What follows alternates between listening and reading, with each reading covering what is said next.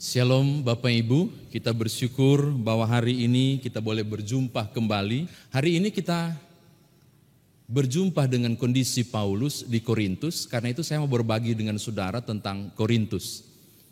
Korintus ini daerah yang sangat kaya dan keanekaragaman terjadi di Korintus dengan berbagai suku dan budaya Bapak Ibu. Saya mau berbagi bagaimana sampai mereka kaya. Bapak Ibu Saudara, bahwa untuk melintasi daerah Yunani utama menuju ke sebelah selatan semenanjung Pentompenseus itu tidak ada jalan yang lain pada masa itu selain jalur yang harus melewati Korintus. Jadi paling tidak orang akan kena pajak. Lalu juga akan banyak bangsa memasuki daerah Korintus karena perlintasan wilayah itu. Tapi di sisi yang lain saudara, kita juga melihat ternyata Korintus punya pelabuhan, itu merupakan pelabuhan internasional dan luar biasa. Saya punya catatan bahwa melalui Teluk Korintus, orang akan lebih suka, kalau angin ribut datang, lebih suka badai menerjang, masuk dulu singgah ke situ, di pelabuhan itu, dan itu sangat aman. Jadi betapa daerah itu merupakan daerah perdagangan yang luar biasa, daerah-daerah yang memungkinkan segala sesuatu terjadi begitu luar biasa di Korintus, pertukaran bahasa, budaya, sistem keuangan, perdagangan dan sebagainya. Efek besarnya adalah kita kemudian menemukan kota Korintus dengan berbagai budaya yang berbeda, keragaman dan kekayaan. Ini catatan saya yang pertama. Yang kedua, Korintus juga bukan hanya dikenal dengan kekayaan, budayanya dan segala sesuatu yang saya sebutkan tadi. Tapi juga Korintus dikenal dengan hal yang berbeda, yaitu di situ dibangun sebuah kuil yang paling besar dalam rangka menyembah Dewi Aphrodite. Bapak Ibu Saudara kekasih di dalam Tuhan, Dewi Aphrodite adalah dewi para, beberapa catatan banyak, tapi yang salah satu yang difokuskan oleh Korintus, para nelayan. Jadi mereka merasa terlindungi, tidak heran di teluk itu dibangun kuil Aphrodite. Dan penyembahan Aphrodite adalah penyembahan yang mengerikan. Di situ disediakan 1000 pelacur suci. Saya sebut suci karena memang begitu catatan sejarahnya. Orang yang mau menyembah Dewi Aphrodite harus berhubungan dengan para pelacur-pelacur suci itu. Makanya saudara menemukan salah satu teks di Korintus, barang siapa perempuan mau beribadah, berdoa, dia harus menudungkan. Itu untuk membedakan mana yang sudah bertobat, mana yang tidak. Kebejatan Korintus juga luar biasa. Tidak heran kalau ada yang berkata menggunakan kata Korintus untuk kebejatan. Jadi kalau ada orang terlalu banyak berdosa zaman dulu, terlalu banyak bikin jahat, orang akan bilang begini, gaya hidupmu bagaikan orang Korintus. Jadi gaya dosanya adalah gaya style Korintus. Jadi betapa kota ini sangat bobrok. Paulus masuk untuk menginjili dan akhirnya Korintus ini menjadi Kristen. Dan luar biasa menyembah Allah. Tapi ini efeknya, ketika gereja ini menjadi besar, gereja ini pecah. Perpecahan demi perpecahan terjadi, nanti Bapak Ibu baca sendiri di kota Korintus. Salah satu perpecahan yang paling kuat dilaporkan oleh keluarga Klu. Jadi keluarga Klu menyampaikan kepada Paulus di 1 Korintus pasal 1 ayat 11 dan 12. Mereka lapor bahwa ternyata ada perpecahan dan Korintus terima informasi ini. Perpecahan yang paling kuat terjadi justru di dalam, yaitu berdasarkan kelompok. Saya orang Kefas, Petrus. Saya Apolos, saya golongan Paulus. Terjadi perpecahan yang luar biasa. Setelah Paulus pergi, Apolos masuk menginjili dan orang akhirnya lebih senang ke Apolos, lalu meninggalkan Paulus. Terjadi bentrokan luar biasa antar golongan. Di titik akhir, kerasulan Paulus dipertanyakan. Bapak Ibu kalau mau cari tahu itu di pasal 6 ayat 1 dan seterusnya. Wah, kerasulannya dipertanyakan dan dia tidak dianggap lagi. Padahal yang buat mereka jadi Kristen, yang kenal Yesus Kristus justru melalui Paulus. Ini catatan kedua. Nah ketiga, mari kita masuk ke bacaan kita. Di bacaan kita Bapak Ibu kita menemukan hal yang luar biasa, reaksi Paulus tentang apa yang terjadi. Apa reaksi Paulus ketika dihina? Apa reaksi Paulus ketika dianggap enteng? Apa reaksi Paulus ketika orang lebih senang Apolos daripada dirinya? Apa reaksi Paulus ketika bertubi-tubi hal tidak menyenangkan dia dapat dari jemaat yang dulu dia didik? Bapak Ibu kekasih dalam Tuhan, ada 2 catatan penting. Yang pertama, lihat pada ayatnya yang ke-7. Paulus mau akui, kalian jemaat yang hebat, engkau kaya raya, engkau kuat. Tapi Paulus bilang hati-hati, Kalau kau rasa kau mengalami hal yang luar biasa hebat, kau harus sadari bahwa itu dari Tuhan. Lihat ayat yang ke-7. Sebab siapakah yang menganggap engkau begitu penting? Dan apakah yang engkau punyai? Sebab yang kau punyai kau terima dari Tuhan. Jadi apapun yang engkau dapat hingga hari ini, segala kemegahan dan hormat yang engkau miliki, kata Paulus, itu dari Tuhan. Jadi untuk apa engkau memegahkan diri? Paulus mengkritik pola pikir tentang mengukur orang lain berdasarkan apa yang dilihat.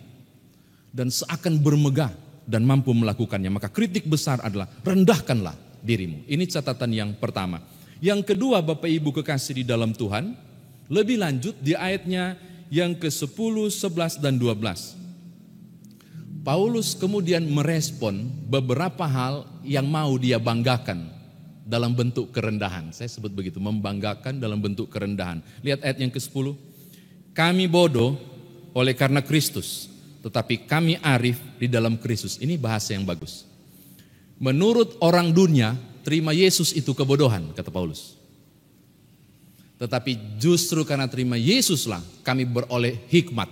Dia menggunakan istilah kata arif dipakai di terjemahan bahasa Indonesia. Mau bilang begini, bahwa sumber segala hikmat yang kalian miliki itu tidak ada taranya, itu sebenarnya mampu dikalahkan oleh hikmat Allah. Kalaupun engkau bilang aku bodoh, tapi di dalam Kristus aku berhikmat. Ini hal yang pertama. Kedua, dia mau bicara soal bagaimana seharusnya melihat pengimanan kepada Kristus sebagai tanda pengagungan kepada Allah. Lebih jauh Bapak Ibu, ya sudahlah, kalian memang kuat, saya lemah, kami lemah, kamu mulia. Bapak Ibu lihat ayat yang ke-10, itu bahasa-bahasa yang ketika dia dihina, dia enggak memberontak berusaha naik untuk enggak saya besar, enggak, tapi dia tetap turun ke bawah. Oke, kalian yang memang kuat, saya cuma lemah kodong. Jadi seakan mau bilang ketika ada perselisihan, Paulus tidak masuk untuk pertajam masalah itu. Ketika ada api, dia tidak datang siram dengan bensin, tapi dia turun merendah. Oke, memang kalian hebat, saya bukan siapa-siapa. Paling yang dia bilang, aku arif di dalam Tuhan. Catatan terakhir Bapak Ibu, lihat ayat yang ke-12. Kami melakukan pekerjaan tangan yang berat. Kalau kami dimaki, kami memberkati. Kalau kami dianiaya, kami sabar. Kok dia bilang pekerjaan tangan sih? Apa kepentingannya surat ini? Bapak Ibu, dalam konteks Yunani, Romawi, termasuk juga budaya orang-orang Yunani di Korintus, bekerja dengan tangan itu cuma dikerjakan oleh budak. Sementara kan Paulus itu pembuat tenda, kesian, mencari nafkah dengan membuat tenda. Jadi tidak heran orang akan memandang hina dia, karena dia bekerja dengan tangan. Makanya dia bilang saya hanya bekerja dengan tangan. Sementara kalian kan luar biasa hebat. Jadi memang bekerja dengan tangan pada waktu itu, artinya turun tangan bekerja, itu kentara, itu hamba. Karena Tuhan itu cuma suruh-suruh, jadi sementara hamba yang turun tangan. Jadi betapa istilah mengerjakan tangan itu menunjuk pada kerendahan hati. Namun di kondisi yang hina secara mata melihat, dalam status sosial dibandingkan orang Korintus, Paulus begitu hina, tapi ada hal mulia yang dibuat oleh rasul yang luar biasa ini. Lihat ayat yang ke-13. Kalau kami difitnah, kami tetap menjawab dengan ramah. Kami telah menjadi sama dengan sampah. Jadi ketika dia mengalami hal yang tidak menyenangkan, ia membalasnya dengan sukacita yang hal yang baik. Ketika ia mengalami kejahatan, ia membalaskan dengan kasih dan kebaikan. Kebenaran ini disampaikan oleh Paulus seakan berkata, tidak ada arti status sosial yang tinggi jika nilai moral dan keimanan jongkok atau rendah. Kritikan ini disampaikan kepada jemaat Korintus. Saya kira demikian firman Tuhan ditafsirkan. Nah sekarang bagaimana kita membawa dalam kehidupan beriman kita? Bapak Ibu,